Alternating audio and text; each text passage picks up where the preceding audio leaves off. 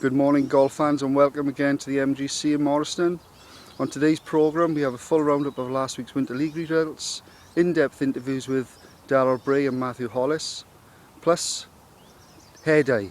Does it really improve your swing? But first of all, off to our on-course roving reporter.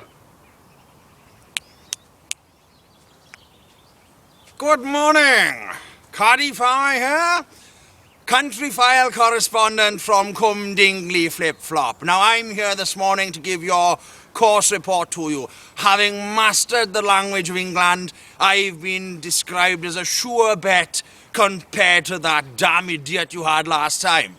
Now today you join us on hole 15, the quarry, and if you look down there in the distance, that will be the summer tee, where usually a golfer will have to feather an iron, or maybe sometimes a wood, between the trees, making sure that you cross that vast lagoon of water. Now this hole for decades and decades has cast fear into the hearts and minds of many a golfer, and Colin Weaver as well.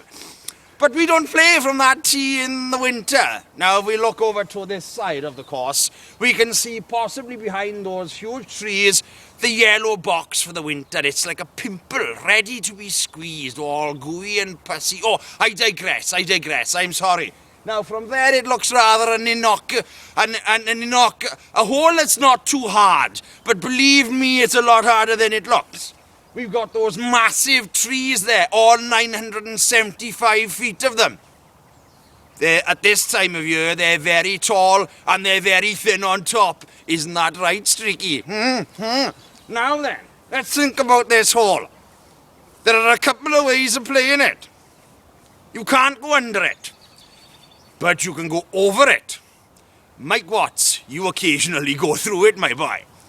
But there are two members of our club who've designed a special way of playing this hole. One goes by the name of Semicircle Morris, and we have a left-hander by the name of Duncan Ugly Williams.